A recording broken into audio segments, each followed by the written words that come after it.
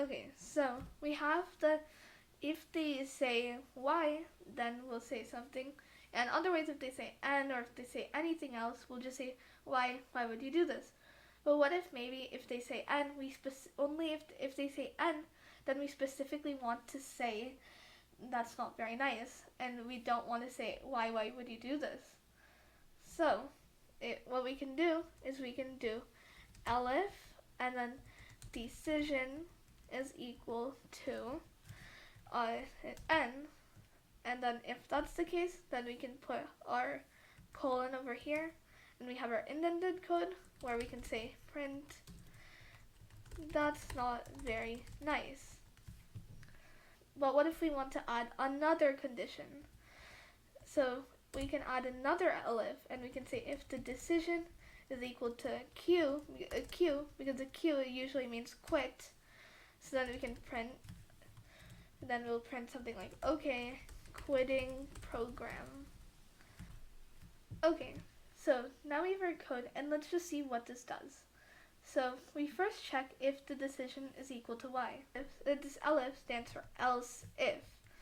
So basically it's saying that if this happen, and then otherwise else if, then if decision is equal to n, then then print,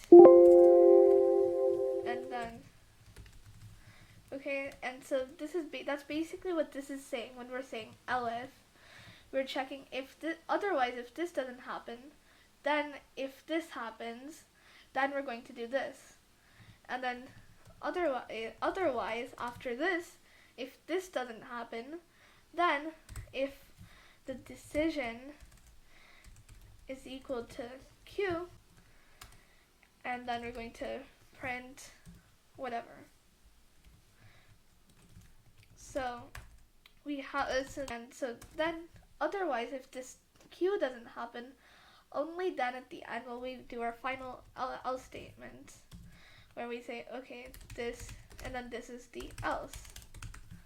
So that's basically that's basically what this is, except this is a lot easier to see and read, and a lot easier to write. So to just run through this again, only one of these things will ever run. Unless you omit the else, then there's a possibility that none of them will run. And just keep in mind that you can have as many elifs as you want, it's just that they'll go in the chronological order all the time. So if we just run this really quick to just see how this works. So where the y works, and then if I press F5 and I do n, then it does, that's not very nice. If I say q, then it says okay, quitting program.